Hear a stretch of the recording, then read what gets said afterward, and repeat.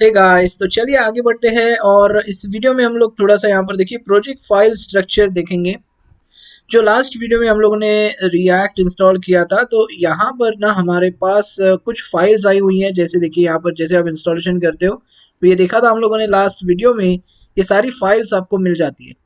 अब एक एक करके थोड़ा सा फाइल्स यहाँ पर देखेंगे कौन सी फाइल क्या करती है। तो पहले जाएंगे पैकेज डॉट जेसन पे। देखिए जब जब आपने इंस्टॉलेशन किया था तो वहां पर सबसे पहली फाइल जो जनरेट हुई थी वो थी पैकेज डॉट जेसन। ये सिंपली क्या है, देखिए जब आप रिएक्ट इंस्टॉल करते हो तो सारी डिपेंडेंसीज यहाँ पर इस फाइल में चली आ जाती है और उससे रिलेटेड सारा इन्फॉर्मेशन यहाँ पर चला आता है। अब जैसे देखिए यहाँ पर जो रिएक्ट लिखा हुआ है, मतलब ही आपने जो इंस्टॉल किया था वो बता रहा है कि आपको ये जो आपने इंस्टॉल किया है वो रिएक्ट का वर्जन जो है 17.0.2 है। आपने देखिए रिएक्ट डॉम इंस्टॉल हुआ था वहां पर, तो रिएक्ट डॉम का भी वर्जन आपको दिखा रहा है, वैसे ही रिएक्ट स्क्रिप्ट्स का। तो ये सारी चीजें देखिए डिपेंडेंसीज की लिस्ट यहाँ पर चली आ जाती है। और दूसरी चीज आप आगे जाके जो कोई और पैकेजेस जैसे इंस्टॉल करेंगे, जैसे मान लो अगर आपको बूटस्ट्रैप चाहिए, आपको अलग से कोई लाइब्रेरी चाहिए जैसे आउल क्राउजल है, ऐसी कई सारी चीजें हैं जो आप आगे यूज करेंगे, जैसे रिएक्ट आइकन्स वगैरह हैं। तो उनकी भी जो भी वर्जन वगैरह होगा तो यहाँ पर ये सारी चीजें चली आ जाएंगी। मतलब आप कौन सा बूटस्ट्रैप का वर्जन यूज कर रहे हो, कौन सा रिएक्ट आइकन्स यूज कर रहे हो, तो वो सारी डिटेल्स जो है ना यहाँ पर चली आ जाती है। डिपेंडेंसीज की यहाँ पर नाम आ जाता है और वर्जन चला आ जाता है। ओके, तो ये इसीलिए देखिए यहाँ पर ये जो है पैकेज डॉट जेसन सिंपली आपको डिपेंडेंसी लिस्ट की यहाँ पर डिटेल्स बताता है। इतना समझ में आ गया। अब आगे बढ़ते हैं। यहाँ पर देखिए पैकेज लॉग जेसन क्या है। तो पैकेज लॉग जेसन कुछ नहीं है, सिंपली यहाँ पर देखिए आपका जो नोड मॉड्यूल्स आपको मिलता है, जैसे जब आप रिएक्ट एप्लीकेशन इंस्टॉल करते हो, npx क्रिएट रिएक्ट ऐप करते हो, तो ये सारी चीज़ें बाय डिफ़ॉल्ट आती है। और इसके अंदर जो है ना ये सब कुछ आपकी डिपेंडेंसीज है, मतलब जो आपके एप्लीकेशन को रिक्वायर होना है, मतलब जो भी यहाँ पर रिक्वायरमेंट है आपके एप्लीकेशन को रन होने के लिए, ये सारी चीज़ें यहाँ पर अवेलेबल है। और वो सारी जो डिपेंडेंसीज है उनकी सारी डिटेल जो होती है ना ये आपके पैकेज लॉग जेसन में चली आ जाती है। ओके, तो ये आपका पैकेज लॉग जेसन। इसके बाद देखिए गिट इग्नोर। अभी गिट जो है ना यहाँ पर देखिए गिट github.com, ये अलग से अपने में अलग से टॉपिक है, इसको हम लोग अलग वीडियो में डिस्कस करेंगे। लेकिन ये सिंपली फाइल की होती है, मैं शॉर्ट में बताता हूँ। यहाँ पर देखिए नोड मॉड्यूल्स लिखा है। अभी देखिए नोड मॉड्यूल जो फोल्डर है ये बहुत ही हेवी फोल्डर होता है, हम नहीं चाहेंगे कि हम गिट पे इसको अपलोड करें। तो जो भी चीज़ें अपलोड नहीं करनी होती है ना तो यहाँ पर हमें वो लिखनी होती है बस। तो ये क्या करेगा, जब आप गिट पुश करेंगे तो वहां पर उस गिट हब की वेबसाइट के ऊपर ये सारी चीज़ें अपलोड नहीं होंगी। ओके, इस वजह से होता है यहाँ पर गिट इग्नोर। अभी गिट अब गिट पुश वगैरह सारी चीज़ें क्या है वो हम लोग अलग से वीडियो में देखेंगे, क्योंकि गिट जो है अपने में एक अलग टॉपिक है। अगर मैं थोड़ा सा एक शॉर्ट में बता दूं तो देखिए मान लो ये जो है ना github.com, ऐसा समझ लो कि ये एक आपका आपके फाइल्स एंड फोल्डर्स रखने के लिए एक स्टोरेज है आपके पास। और यहाँ पर कुछ कमांड्स होती है गिट में। तो जब भी हम इस प्रोजेक्ट में काम करेंगे, आगे जाके कोई चेंजेस करेंगे, अगर वो चेंजेस हमें अपलोड करने हैं गिट के ऊपर, तो वहाँ पर एक कमांड होती है यहाँ पर गिट पुश करके। तो वो जब पुश करेंगे ना वो सारे चेंजेस आपके चले जाएंगे आपकी वेबसाइट पे, मतलब ये जो गिटअप वाला जो वेबसाइट है github.com, तो वहाँ पर वो स्टोरेज पे सब कुछ सारा अपलोड हो जाएगा। और इस वजह से हम लोग नहीं चाहते कि ये नोड मॉड्यूल्स अपलोड हो, और जो भी चीज़ें देखिए यहाँ पर लिखी है वो अपलोड नहीं होंगी, इस वजह से ये फाइल यहाँ पर होती है। तो गिट इग्नोर समझ लीजिए, ये फाइल सिंपली कुछ नहीं है।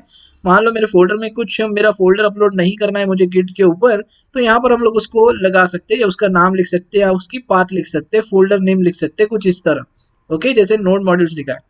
चलिए आगे बढ़ते हैं।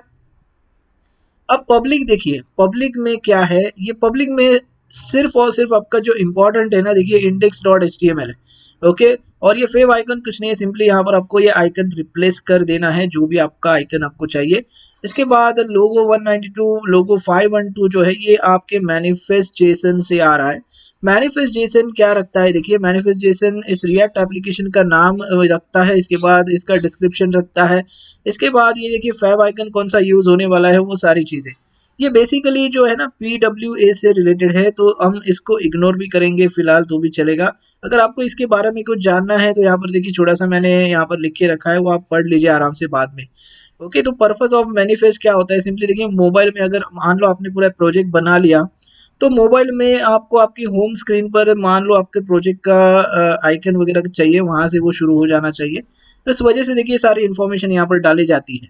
ओके, तो इसको हम अभी इग्नोर करेंगे तो भी चलेगा, क्योंकि वैसे भी हमें इससे कुछ लेना देना नहीं है। हमें जो लेना देना है यहाँ पर देखिए index.html, इस पब्लिक फोल्डर के अंदर एक ही फाइल इंपॉर्टेंट है, index.html।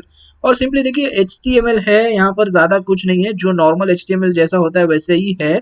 इसमें सिर्फ आपको ध्यान देना है, देखिए div id root। ओके, अभी मैं इसको थोड़ा डिस्कस नहीं करता हूँ, मैं थोड़ा आगे चलता हूँ और फिर से हम लोग यहाँ पर आएंगे। तो पब्लिक मैं बंद करता हूँ और चलते हैं हमारे सोर्स फोल्डर में, सबसे इंपॉर्टेंट फोल्डर, क्योंकि इसी फोल्डर में हम सब कुछ काम करेंगे। अब देखिए कोई भी एप्लीकेशन बनाने के लिए आपको उसका एंट्री पॉइंट पता होना चाहिए, राइट। एंट्री पॉइंट होता ही है किसी भी एप्लीकेशन का। तो उसका एंट्री पॉइंट जो है ना, यहाँ पर देखिए index.js फाइल है, इस फाइल के अंदर मैं चलता हूँ। तो ये जो है आपके रिएक्ट का जो एप्लीकेशन जो स्टार्टिंग पॉइंट होता है वो ये है। अब यहाँ पर देखिए अभी ये इंपोर्ट तो आपको बताने की जरूरत नहीं है, क्योंकि ये जावास्क्रिप्ट से रिलेटेड है, ये रिएक्ट से रिलेटेड नहीं है। ओके, तो सिंपली यहाँ पर हो क्या रहा है, यहाँ पर हम लोगों ने इंपोर्ट करके रखा हुआ है। देखिए index.js एंट्री फाइल है, उस फाइल में यहाँ पर रिएक्ट इंपोर्ट करना पड़ता है। पहले रिएक्ट इंपोर्ट कर लिया, इसके बाद रिएक्ट डॉम इंपोर्ट कर लिया। और जैसे डॉम इंपोर्ट करते हैं ना, तो डॉम के अंदर ना एक मेथड होता है, देखिए रेंडर मेथड। ये सिंपली रेंडर करने का काम करता है और ये बोलता है कि मेरे पास दो वैल्यू है, मुझे क्या रेंडर करना है और कहाँ पर रेंडर करना है ये बता दो। ठीक है, ये बोल रहा है। तो देखिए यहाँ पर ये पहली चीज है, ये इसकी पहली वैल्यू है। और यहाँ पर देखिए ध्यान दीजिए, यहाँ पर कॉमा है। तो पहली वैल्यू में यहाँ पर हम लोगों ने लिखा है रिएक्ट डॉट स्ट्रिक्ट मोड के अंदर एक कंपोनेंट है। देखिए ये जो लिखा है ना, ये कंपोनेंट को जिस तरह लिखा जाता है रिएक्ट में, तो ये जो है ऐप कंपोनेंट है, जो हमारा पेरेंट कंपोनेंट है। और इसके ऊपर जो है ना, ये इस पे आप ज्यादा ध्यान मत दीजिए, ये सिंपली मैं थोड़ी देर में बताता हूँ क्या है ये। इसके ऊपर अलग से हम वीडियो भी देखेंगे, तो टेंशन मत लीजिए। सिंपली अभी ध्यान क्या देना है, देखिए रेंडर मेथड क्या है। रेंडर मेथड बोलता है मेरे पास दो वैल्यूज है, तो पहले वैल्यू में मैं क्या करूंगा, मैं कुछ दिखाऊंगा, और दूसरी वैल्यू में कहाँ पर दिखाना है वो मुझे यहाँ पर बताओ। तो ये आप हमें पूछ रहा है कि भैया पहली वैल्यू में आपको क्या दिखाना है और दूसरी वैल्यू में कहाँ पर दिखाना है। तो हम लोग ने क्या बोला, पहली वैल्यू में भैया आप क्या करो, ऐप का जो कंपोनेंट है वो दिखा दो। दूसरी वैल्यू में कहाँ पर दिखाना है, उसके लिए मैंने लिख दिया रूट में दिखा दो। तो सिंपली रूट कहाँ पर है देखिए, इसीलिए मैंने कुछ बोला नहीं था आपको। तो ये जो है ना आपका index.html यहाँ पर चले आ जाता है, ये ऐप वाला कंपोनेंट। ठीक है, तो यहाँ पर जैसे आता है, तो इस यहाँ पर आने की वजह से आपको जब जैसे आप आपकी जो वेबसाइट या फिर वेब एप्लीकेशन जब आप ब्राउजर में खोलोगे, तो वहां पर जो है ना आपको इंडेक्स डॉट, मतलब ये जो फाइल होती है ना, एक ही फाइल होती है, और ये एक ही फाइल का व्यू सोर्स आपको दिखाई देता है और एक ही फाइल ओपन हो जाती है। और इसी फाइल के अंदर देखिए ये जो आईडी रूट है ना, इस आईडी रूट के अंदर ही सारे आपके कंपोनेंट्स होते हैं। जैसे कि मैंने अभी अभी कहा, यहाँ पर क्या दिखाना है, मतलब हम लोगों ने ऐप कंपोनेंट डाल दिया, और इधर बोला है हम लोगों ने किधर दिखाओ, तो रूट में दिखाओ भैया। तो ऐप कंपोनेंट जो है वो रूट में दिखा दो, सिंपल यही कहा है मैंने। और ये जो है ना यहाँ पर रूट में दिखाई देगा। अब आगे जाके हम लोग ऐप कंपोनेंट के अंदर और बहुत सारे कंपोनेंट डालेंगे, तो वो सारे कंपोनेंट जो है आखिर में यहाँ पर आने वाले आईडी रूट में। अभी आपको समझ में आ गया, इसीलिए मैं कह रहा हूँ ये जो आपका index.js है ना, ये आपका यहाँ पर रिएक्ट में एंट्री पॉइंट होता है। तो पहली चीज समझ लो, यहाँ पर रिएक्ट इंपोर्ट करना है, दूसरा रिएक्ट डॉम इंपोर्ट करना है, और तीसरा यहाँ पर देखिए रेंडर मेथड है। रेंडर मेथड डॉम के अंदर मिलता है हमें, ये यहाँ पर यूज करना है। और पहले वैल्यू में डालना है इसको क्या चाहिए, मतलब रेंडर कहाँ पे, सॉरी रेंडर क्या करना है और रेंडर कहाँ पे करना है, बस इतना ही है। ओके, अब ये थोड़ी एक्स्ट्रा चीजें मैं बताता हूँ। तो यहाँ पर देखिए इंपोर्ट ऐप लिखा है बराबर। अब ये हम लोगों ने कंपोनेंट तो यहाँ पर डाल दिया, लेकिन ये डालने से पहले हमें इंपोर्ट करना पड़ता है, तो यहाँ पर पहले इंपोर्ट किया हुआ है। अब ये इंपोर्ट कहाँ से हुआ है, देखिए इंपोर्ट किया है मतलब यहाँ पर देखिए ./ऐप है, मतलब ये कहीं ना कहीं आपके फोल्डर में होना चाहिए, राइट। तो वो फोल्डर में मैं पहले दिखाता हूँ। यहाँ पर देखिए app.js फाइल है, और इसके अंदर आप देखोगे तो यही आपका ऐप कंपोनेंट है। और ध्यान से अगर देखोगे तो यहाँ पर देखिए सिंपल नॉर्मल जो जावास्क्रिप्ट का फंक्शन होता है वही यहाँ पर है, और कुछ नहीं है इसके अंदर। ठीक है, और ये जो भी लिखा है ना, ये आपका HTML, एक्चुअली HTML नहीं है, ये JSX है। इसीलिए मैं देखिए पहले दूसरे वीडियो में कुछ कहा मैंने शायद आपको, कि अगर आपको HTML आता है ना, तो आपको JSX जो है इजी जाएगा। ओके, कुछ भी नहीं है, सिंपल HTML की तरह होता है। तो ये आपका एक कंपोनेंट है जो इसको कहते हैं पेरेंट कंपोनेंट, जो ये पहला कंपोनेंट है जो रिएक्ट हमें देता है जब भी हम इंस्टॉल करते हैं, राइट। तो ये कंपोनेंट देखिए यहाँ पर इधर इसको एक्सपोर्ट करते हैं, राइट। जैसे मैंने यहाँ पर फंक्शन बना दिया, रिटर्न डाल दिया, अंदर कुछ HTML या JSX बोलो वो डाल दिया, और उसके बाद यहाँ पर देखिए एक्सपोर्ट हम कर रहे हैं उसको, ठीक है। तो एक्सपोर्ट क्यों कर रहे हैं, क्योंकि हमें यहाँ पर इंपोर्ट करना है इंडेक्स में। तो देखिए अगर ये एक्सपोर्ट नहीं रहेगा, मान लो एक काम करते, पहले इसको रन करके मैं दिखाता हूँ। यहाँ पर देखिए टर्मिनल में जाना है, न्यू टर्मिनल में, और रन करने के लिए हमें पता है npm स्टार्ट प्रेस करना है। देखिए एंटर करेंगे तो आपका प्रोजेक्ट रन हो जाएगा, यानी डेवलपमेंट सर्वर डेव सर्वर जो है वो शुरू हो जाएगा। देखिए यहाँ पर क्या बोल रहा है कि आपका जो 3000 वाला पोर्ट है वो बिजी है, कोई टेंशन वाली बात नहीं है। ये पूछ रहा है हमसे कि आपका 3000 पोर्ट जो है वो यहाँ पर बिजी है, तो क्या मैं दूसरे सर्वर दूसरे पोर्ट पे चालू करूँ क्या। तो सिंपली वाई दबा देना है, यस कर देना है, तो ये आपको दूसरे सर्वर पे यानी दूसरे पोर्ट पे लेके जाएगा। देखिए 3001 पे चला आ जाएगा, ओके। और ये देखिए आपका ऐप रन हो जाएगा। और यहाँ पर सिंपली वही सारी चीजें जो अभी मैंने आपको दिखाई, यहाँ पर देखिए app.js के अंदर, क्योंकि आपका कंपोनेंट है पेरेंट वाला, तो इसमें देखिए हेलो वर्ल्ड, तो ये भी देखिए हेलो वर्ल्ड दिख रहा है। इसके अंदर देखिए लर्न रिएक्ट, तो यहाँ पर देखिए रिएक्ट। सो यहाँ पर हम लोग क्या लिखेंगे, देखिए this is my first react, क्या है, कंपोनेंट है, ओके। मैंने सेव किया तो यहाँ पर देखिए उसका इफेक्ट आ गया, ठीक है। तो अभी समझ में आ गया। तो मैं कह रहा था यहाँ पर देखिए ये आपका पेरेंट कंपोनेंट है, यहाँ पर आपने एक्सपोर्ट किया है, बराबर है। अब ये अगर एक्सपोर्ट आप नहीं करोगे ना, तो यहाँ पर देखिए इंपोर्ट करने का कुछ मतलब नहीं है। मैं अगर मान लो ये लिखना भूल गया, सेव किया मैंने, तो यहाँ पर देखिए एरर मिलेगा आपको। तो इसीलिए मैं कह रहा हूँ ये हमेशा आपको एक्सपोर्ट करना है, जो भी आप कंपोनेंट बना रहे हो उसको नीचे मैंने एक्सपोर्ट कर दिया है।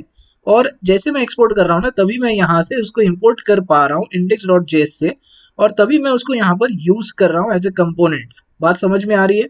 और जो भी यूज कर रहा हूँ ना, तो यहाँ रेंडर मेथड अपना काम कर रहा है कि रेंडर जो है ऐप रेंडर कर रहा है, ऐप कंपोनेंट, और कहाँ पर कर रहा है, रूट में। इस वजह से मुझे यहाँ पर रूट में दिखाई देता है। अभी प्रोसेस समझ में आ गया। तो ये है सिंपल सा रिएक्ट का प्रोसेस। जो एंट्री पॉइंट है यहाँ से सब कुछ शुरू होता है, ऐप से, मतलब जो index.js से, और फिर आगे हम लोग काम करते हैं। देखिए जैसे इंपोर्ट किया है, अभी एक्स्ट्रा चीज देखिए यहाँ पर क्या क्या है। जैसे index.css है, ये मान लो आपकी ग्लोबल CSS है, ये सभी के लिए हम लोग यूज कर सकते हैं। देखिए यहाँ पर पड़ी हुई है index.css, तो ये अगर आप चाहो तो रख सकते हो, नहीं चाहो तो वो निकाल भी सकते हो, बाद में सब देखेंगे, क्योंकि नेक्स्ट वीडियो से हम लोग प्रॉपर स्क्रैच से ये सारी चीजें लिखने वाले हैं। क्योंकि अभी मैं सिर्फ आपको ओवरव्यू दे रहा हूँ, ये सब कुछ आपकी जो सामने दिख रहा है ना, यही सेम चीज हम लोग आगे पूरा स्क्रैच से लिखेंगे, तो आपको और अच्छे से समझ में आएगा। यहाँ पर सिर्फ मैं आपको ओवरव्यू दे रहा हूँ कि कौन से फाइल में क्या क्या होता है, वो समझना बहुत जरूरी है, इसीलिए, ओके। तो अभी देखिए इंडेक्स है, सिंपली ये ग्लोबल CSS है, ये दोनों तो हम समझ गए। ये ग्लोबल CSS है, ये ऐप इंपोर्ट किया हुआ है, और ये जो है ना वेब वाइटल्स जो है ये परफॉर्मेंस रिलेटेड है। मतलब जैसे मान लो आपकी वेबसाइट या प्रोजेक्ट लोड हो रहा है आपके ब्राउजर पे, तो वो कितने सेकेंड्स में लोड होता है, ऊपर वाला सेक्शन, नीचे वाला सेक्शन, वो सारी चीजें उससे रिलेटेड है ये। तो ये भी हम लोग थोड़ा सा अलग वीडियो में देखेंगे, इसको अभी फिलहाल इग्नोर किया तो भी चलेगा, ओके। मेन जो चीज है यहाँ पर इंपॉर्टेंट जो है, यहाँ ध्यान रखिएगा, index.js में आपका रेंडर मेथड होता है, ये आपका मेन पेरेंट कंपोनेंट यहाँ पर रेंडर करने का काम करता है और रूट में दिखाने का काम करता है। और जैसे आप ये दिखाते हो, तो अगर आप ऐप में जाएंगे ना, तो इसमें ही सारे आपके कंपोनेंट्स आने वाले हैं। आगे जाके जो भी हम काम करेंगे तो इसी में सारे कंपोनेंट्स वो आएंगे, ठीक है। वो बात की बात है, वो बाद में देखेंगे। फिलहाल यहाँ पर इतना समझिए, ये आपका पेरेंट कंपोनेंट है, ओके। और देखिए यहाँ पर भी ऐप में ऐप की खुद की यहाँ पर CSS भी लगा के रखिए, ये भी आप निकालना चाहो तो निकाल सकते हो। देखिए app.css, और यहाँ पर देखोगे तो यहाँ पर app.css है, और इसी वजह से यहाँ पर आपको ये सब बैकग्राउंड कलर वगैरह दिखाई दे रहा है। बात समझ में आ रही है। तो ये है आपका सिंपली कंपोनेंट, और यहाँ पर देखिए लोगो यूज हो रहा है, जो यहाँ पर जो दिख रहा है ये लोगो भी देखिए इसी फोल्डर में है, src फोल्डर में, देखिए logo.svg, ओके। और एक चीज, ये जो बनाया है ना, ये ऐसा जरूरी नहीं है कि हमें नाम ऐप ही रखना है, इसका नाम आप चेंज कर सकते हो, कुछ भी, कोई प्रॉब्लम वाली बात नहीं है। और यहाँ पर भी ये जो रूट है ना, इस रूट के बजाय कुछ भी आप अलग से रख सकते हो, लेकिन ध्यान में रखना है जैसे आप रूट का चेंज करोगे तो आपको देखिए यहाँ पर भी वो नाम चेंज करना पड़ेगा, ये ध्यान में रखिएगा। और अगर ऐप चेंज कर रहे हो ना, यहाँ पर ऐप ये जो नाम है, तो यहाँ पर भी देखिए वो नाम चेंज करना पड़ेगा। ये सारी डिटेल्स आगे देखने ही वाले हम लोग, सो नॉट टू वरी। अब रिएक्ट सॉरी हाँ, तो रिएक्ट स्ट्रिक्ट मोड की थोड़ा सा मैं बता देता हूँ यहाँ पर। ये कुछ नहीं है, सिंपली देखिए, मान लो आपने कंपोनेंट बना दिया और उस कंपोनेंट में आपने मान लो कि पुराना कोड लिख दिया है। तो जैसे आप पुराना कोड देखिए लिखोगे अगर किसी कंपोनेंट में और ऊपर से चेक लगाओगे कि रिएक्ट स्ट्रिक्ट मोड, तो ये सिंपली क्या करेगा, आपको कंसोल में वार्निंग देगा कि भैया आपने जो कोड लिखा है वो पुराना हो गया या फिर पुराना होने वाला है, जो भी है। तो वो आपको सिंपली वार्निंग देगा। ये एक चीज़ मैं सिर्फ एग्जांपल बता रहा हूँ, ऐसी कई सारी चीज़ें हैं जो react dot strict mode handle करता है, तो उसको अलग से वीडियो में देखेंगे। लेकिन मैं चाहता था कि इस वीडियो में कम से कम मैं आपको छोटा सा ओवरव्यू दे दूं, बेसिक बताऊं, ठीक है। तो आई होप गाइज अभी ये सब कुछ यहाँ पर मुझे लगता है क्लियर हो चुका है। और एक चीज़ यहाँ पर app dot test dot JS जो है, इसको भी हम लोग बाद में, एक्चुअली ये भी हमारे मतलब अभी फिलहाल तो लेना देना नहीं है इससे, तो ये टेस्टिंग रिलेटेड है सब कुछ, तो इसको भी हम लोग इग्नोर करेंगे तो भी चलेगा, ये टेस्ट वाला, ओके। तो अभी क्या करेंगे हम लोग नेक्स्ट वीडियो में ना, सब कुछ ये जो सोर्स फोल्डर में जो भी दिख रहा है सब कुछ ना डिलीट कर देंगे और फिर से स्क्रैच से सब कुछ बनाएंगे, तो आपको और अच्छे से समझ में आ जाएगा। ओके गाइस, तो आई होप अभी आपको सारी चीज़ें यहाँ पर क्लियर हो चुकी है जो भी मैंने इस वीडियो में आपको बताया है। अगर फिर भी आपको ऐसा लग रहा है कि कुछ मिसिंग है तो मुझे आप कमेंट बॉक्स में पूछिए, उसका आंसर मैं आपको ज़रूर दूंगा। तो इस वीडियो में इतना ही गाइस, मिलते हैं अगले वीडियो में। Thanks for watching.